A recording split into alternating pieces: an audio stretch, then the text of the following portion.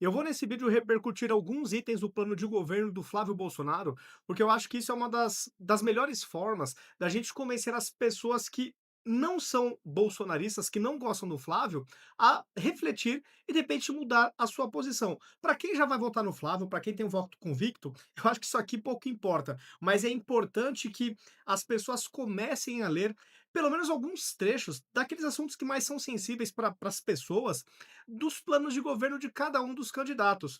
E nesse vídeo de hoje, eu quero trazer pontos relacionados a custo de vida para os cidadãos, então a parte de reforma tributária, os impostos, o custo do trabalho para o empresário, que acaba também impactando o trabalhador, toda a parte que envolve redução de impostos que está no plano de governo do Flávio Bolsonaro, eu quero repercutir nesse vídeo porque eu acho que isso de fato ajuda a fazer com que aquelas pessoas que estão indecisas, aquelas pessoas que têm o voto pouco ideologizado, que de repente, vendo assuntos sensíveis do plano de governo do Flávio, comecem a pensar: pô, eu acho que esse cara aqui tá com umas ideias legais. Ainda mais considerando que no Brasil de hoje, cada vez mais a gente vai perdendo o nosso poder aquisitivo. E é fácil de notar, toda vez que você vai no supermercado, quando você vai na farmácia, quando você vai trocar o carro, você sente o peso do Estado no cangote, né? Tá no cangote de todo cidadão. Toda vez que a gente compra alguma coisa, tem uma altíssima carga tributária em cima dela. Então a gente já paga imposto na fonte, no nosso salário, a gente paga impostos em cascata quando a gente está comprando itens no supermercado. Isso tudo vai sufocando a vida do cidadão brasileiro. Por isso que eu acho importante repercutir aos poucos, né, em doses homeopáticas, porque senão fica um vídeo gigantesco, assuntos importantes que o Flávio Bolsonaro promete endereçar uma solução. E no vídeo de hoje, então, eu vou até mostrar um pouco a estrutura para vocês do plano de governo. Esse aqui é o plano de governo do Flávio Bolsonaro. Ele tem aqui o índice temático.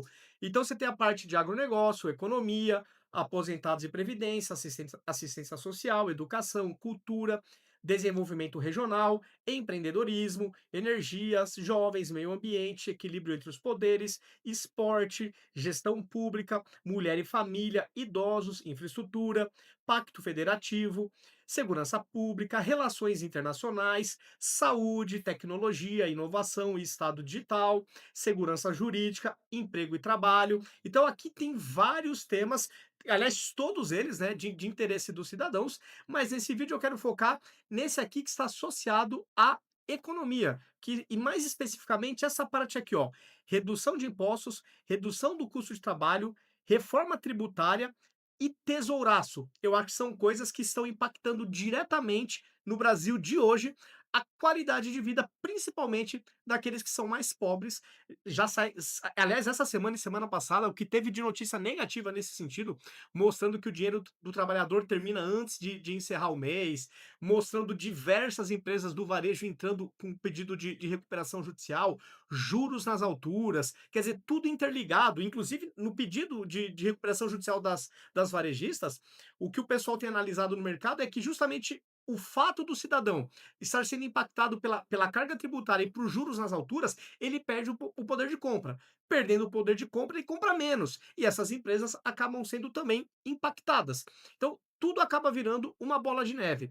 Vamos começar então pela parte da redução de impostos da página 30. Vamos ver aqui o que o Flávio Bolsonaro está propondo nesse tema.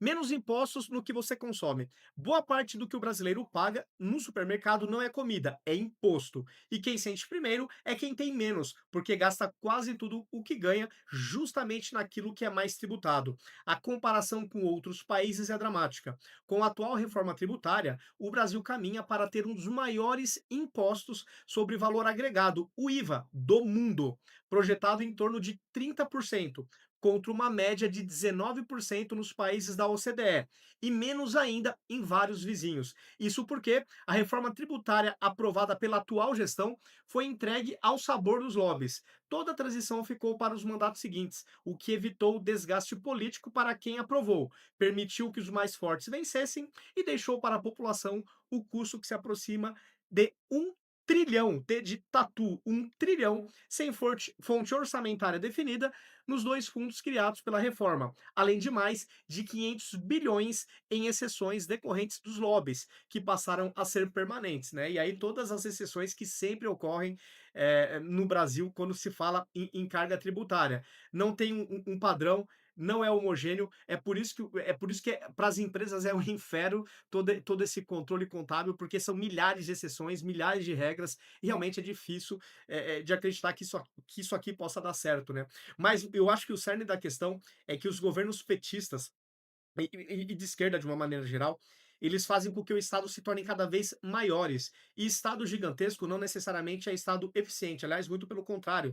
O tempo já nos provou que a ineficiência reina em Estados que são gigantescos. Falta a questão da meritocracia.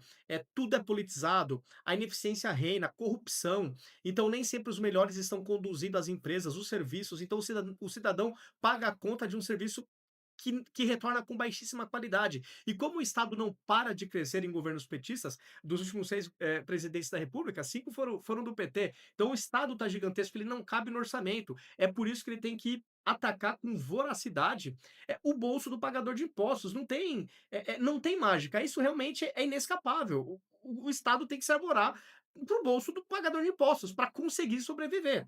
Se ainda a gente tivesse em contrapartida uma segurança que prestasse saúde, educação, segurança pública. Se a gente não tivesse que gastar com escolas particulares, quem tem condições blinda o seu carro porque não tem segurança, quem tem condições tem plano de saúde porque o SUS é uma porcaria. Se a gente não precisasse gastar com mais nada para complementar o serviço horroroso que o Estado nos oferece, eu nem reclamaria tanto. Mas a gente trabalha até maio de cada ano para pagar todos os impostos do nosso país e a gente ainda tem que ficar complementando com serviços privados, porque o oferecido pelo público é um lixo. Isso aí todo mundo sente na pele, não precisa de convencimento que, mesmo que você seja de esquerda, você concorda comigo, né? Isso, enfim, não tem como tergiversar ou passar o pano. Uma coisa aqui que está no plano de governo do Flávio: conta de luz mais simples e mais barata. Vamos simplificar a conta de luz, racionalizando encargos e subsídios cruzados e promover a redução gradual da CDE e das fontes incentivadas, mantida a tarifa social para quem mais precisa dela. Vamos reduzir impostos sobre energia elétrica e combustíveis, buscar segurança energética ao menor preço possível para o consumidor e regular as diversas fontes com um único norte: o menor preço final para quem paga a conta. Outro assunto muito sensível, principalmente para o povo mais humilde: comida mais barata na prateleira. Então, isso aqui também já é um compromisso, está no plano de governo do Flávio. Ele fala o seguinte no plano: o Brasil é um dos maiores produtores de alimentos do mundo, e ainda assim, a explicação está no caminho entre a lavoura e a prateleira. O custo logístico do Brasil é de 15,5% do PIB, quase o dobro dos 8,8% dos Estados Unidos. Essa diferença não fica no meio do caminho, ela chega ao preço final e é paga pela família. Vamos criar os corredores logísticos inteligentes, com foco direto na redução do custo de transporte e ampliar o seguro rural, dando previsibilidade a quem planta. Safra protegida é oferta garantida, e oferta garantida é preço estável. Isso é um encadeamento lógico. Vamos também ampliar a capacidade de armazenamento das safras, hoje insuficiente para o que o país produz. Sem armazém, boa parte da colheita precisa ser escoada de uma vez, e o Brasil passa o resto do ano dependendo de estoque de terceiros, quando não de importação. O resultado chega a casa em forma de sobressalto: o preço que dispara na entre-safra, o produto que some das prateleiras. A mesma compra que custa uma coisa em um mês e outra bem diferente no seguinte. Com a armazenagem, o alimento fica disponível o ano inteiro. E a conta do supermercado deixa de ser uma surpresa a cada visita. Vamos apoiar a produção nacional de fertilizantes, com os minerais que o Brasil possui, como o potássio e o fosfato, para que a mesa do brasileiro não dependa do que acontece do outro lado do mundo. Garantir que o Brasil produza o que come é garantir comida na mesa a preço justo. Esse é exatamente o ponto: preço justo. Hoje o brasileiro está passando sufoco para se manter ao longo de todo o mês. O dinheiro está acabando antes, de acordo com o Serasa. Saiu hoje uma reportagem falando que o mês mal termina e boa parte dos brasileiros já fica sem dinheiro. É uma coisa realmente lamentável. Menos impostos, a reforma tributária corrigida. Vamos promover a revisão e o redimensionamento da reforma tributária em curso e da majoração de impostos efetuadas pelo atual governo, com o objetivo de reduzir efetivamente a carga sobre a produção e o consumo. Vamos corrigir suas distorções, reduzir o IVA, hoje projetado num dos patamares mais altos do mundo, e assegurar a não cumulatividade, para que não se cobre imposto sobre imposto. Assim, a reforma fica mais equilibrada, preservando a simplificação e a aderência às melhores práticas internacionais. O esforço de simplificação continuará. Menos impostos, legislação unificada, desoneração das exportações e dos investimentos e redução das exceções, para que grupos parecidos paguem impostos parecidos. O círculo virtuoso é claro: menos impostos, mais formalidade, mais crescimento. É o famoso ganha-ganha. É isso que, infelizmente, em governos esquerdistas é quase impossível. Um outro ponto que eu quero repercutir com vocês: redução do custo de trabalho. Vamos para a página 43, vamos ver o que fala aqui o Flávio Bolsonaro. Trabalho que compensa. O trabalhador brasileiro não tem medo de trabalhar. O que ele quer é que o trabalho compense, que a carteira assinada não seja um luxo distante e que vale a pena para a empresa contratar com registro em vez de contratar por fora. Então, isso aqui estamos falando do plano do governo do Flávio Bolsonaro. Hoje, o custo de um trabalho formal chega a cerca de 2 vezes o salário que ele leva para casa. Essa diferença é o que faz muita empresa não contratar ou contratar na informalidade. E o informal é justamente quem fica sem a carteira, sem o FGTS e sem o seguro-desemprego. Vamos reduzir gradualmente o custo de trabalho sem retirar direitos. Essa redução vai chegar com força a duas pontas que o mercado de trabalho brasileiro insiste em deixar de fora. Numa está o jovem à procura do primeiro emprego, que houve de toda empresa a mesma exigência, de experiência, sem que ninguém lhe dê a primeira chance de tê-la. Na outra está quem passou dos 50 e perdeu o emprego, tem experiência de sobra e mesmo assim não é chamado para as entrevistas. Para o jovem, vamos criar o contrato de trabalho para os 18 a 24 anos em busca do primeiro emprego, com menor custo na folha, para que a empresa tenha estímulo a dar a primeira oportunidade e o jovem consiga a experiência que hoje lhe é cobrada e negada ao mesmo tempo. Para quem tem mais idade, vamos criar um contrato mais atrativo para a contratação de pessoas com 50 anos ou mais, desempregadas há pelo menos 12 meses. Quem chega à meia-idade, com uma vida inteira de trabalho, não pode ser tratado como descartável. Por fim, ninguém encontra emprego se não souber onde ele está. Por isso, vamos modernizar a intermediação da mão de obra, com um banco nacional de vagas conectado ao RH das empresas, para aproximar de forma rápida e direta quem procura o trabalho de quem procura o trabalhador, no lugar do sistema lento e desconectado de hoje. O Brasil não volta atrás. A gestão atual elevou a relação entre dívida bruta e o PIB em 13 pontos percentuais em 4 anos, sem enfrentar nenhuma pandemia. E o resultado veio na forma de inflação fora da meta, a maior taxa de juros em 19 anos e 30 novos impostos ou aumentos de alíquota de impostos, né, que já existem. Nós fizemos o oposto. Isso está remetendo ao governo de Jair. Mesmo diante da maior pandemia em 100 anos, reduzimos em 4 pontos percentuais esse mesmo indicador. Já demos o exemplo e vamos dar de novo. Nossa bandeira é um grande tesouraço, um corte profundo e por todos os lados, que enxuga a máquina e coloca as contas em ordem e reduz os impostos que pesam sobre quem produz. E é também um Estado organizado para prevenir a corrupção, com transparência, méritos e regras claras. Fecha-se o espaço para o desvio. E aqui, para finalizar, o que de fato vai ajudar a diminuir a inflação, essa taxa de juros, né, e tirar um pouco o estado do cangote do cidadão, aquele estado que ataca com voracidade o bolso do cidadão, a gente tem que falar no enxugamento da máquina pública. E, obviamente, enxugar aumentando a eficiência. É diminuir a máquina e ela entregando um serviço melhor e de maior qualidade. Que já está provado que estado gigantesco é ineficiente.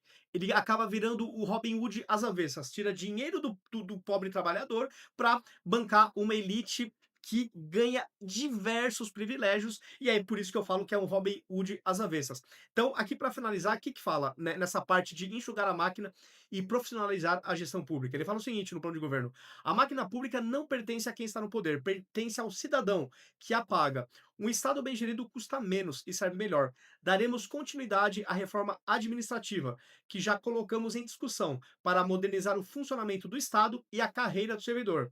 E faremos uma ampla revisão normativa infralegal na gestão pública e nas áreas tributárias, previdenciárias e trabalhista, que elimine o excesso de regras, que trava a economia e encarece a máquina. É desburocratização. Não é só diminuir a máquina, é também diminuir a burocratização. A tecnologia é a nossa aliada nessa tarefa. A digitalização dos serviços públicos, que devolve tempo ao cidadão no Brasil sem fila, é também o que permite um Estado mais ágil e menos custoso por dentro. Vamos também profissionalizar as agências reguladoras, fortalecendo os critérios técnicos na indicação dos seus dirigentes, com avaliações periódicas e um amplo revogaço regulatório, preservada a segurança jurídica. Mas um Estado eficiente não se faz só com boas estruturas e boas normas, faz-se acima de tudo com pessoas certas no comando. Para o PT, cada estatal, cada diretoria, cada fundo de pensão é o espaço a ser loteado entre aliados. E foi assim que a Lava Jato encontrou, no aparelhamento das estatais, o coração do maior esquema de corrupção da história do país. Uma estatal profissionalizada, comandada por quem entende do negócio, dá resultado, devolve valor à sociedade, como se viu no governo Bolsonaro. É só ver o que está acontecendo com os Correios agora no governo Lula. Está quebrando a empresa. É recorde atrás de recorde em termos de prejuízo. Tá sendo aniquilado os Correios. Nós governamos pela competência e não pelo apadrinhamento. Cada posto de responsabilidade no Estado deve ser ocupado por quem entende do assunto. Nas empresas públicas, essa proteção tem nome, a Lei das Estatais, de 2016, criada depois da Lava Jato, para blindar as estatais da indicação política, com exigência de qualificação técnica. Tentaram enfraquecê-la, nós vamos fortalecê-la. E vamos além. Sempre que possível, o comando das estatais e dos cargos de direção será preenchido por recrutamento com regras de mercado, com busca ativa de profissionais qualificados. E aqui o ponto importante, pessoal, aqui eu vou parar por aqui, porque se a gente for lendo tudo, realmente vai estender. O que eu quero mostrar, o que é importante a gente frisar, é que é importante também, além do enxugamento da máquina, da desburocratização, você colocar pessoas competentes, um rigoroso processo seletivo nas estatais, porque se elas dão prejuízo, se elas quebram ou e ficam na iminência de quebrar, como que elas serão socorridas? Com dinheiro público. E de onde vem o dinheiro público? Dos impostos. Então, cada vez que um dinheiro tem que ser deslocado para salvar uma empresa privada que está sendo mal gerida, é dinheiro a menos para educação, para saúde, segurança pública e assim sucessivamente.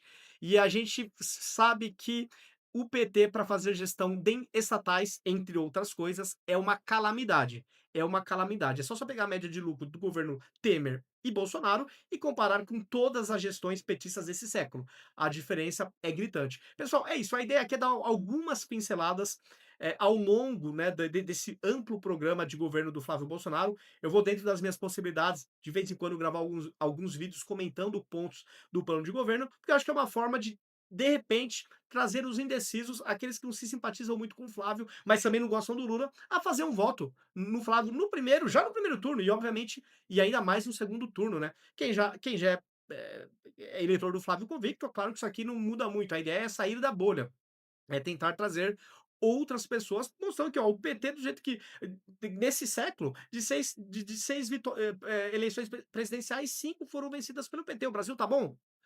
O seu poder aquisitivo tá legal? Segurança pública, saúde, infraestrutura, como que tá? Tá fácil perceber que já deu o que tinha que dar o PT. Quer dizer, nunca deu nada que prestasse, na minha opinião. Mas enfim, já esgotou, já temos que virar a página. Realmente, o Brasil precisa virar a página do petismo. Pessoal, é isso. Compartilhe o vídeo, acho que vale a pena. Se gostaram, deixa o like, porque isso ajuda realmente a aumentar a relevância do vídeo. Compartilhem. Compartilhem nas suas redes sociais, nos seus grupos de WhatsApp, para a gente tentar ir convertendo aí votos para o Flávio Bolsonaro, já visando o segundo turno, mas se de repente virar no primeiro turno, melhor ainda. Tanto melhor. Os convido a me seguir em todas as redes sociais. Em todas elas, eu estou como @ViniciusCFP82. Dado o recado, feito o convite, até o próximo vídeo.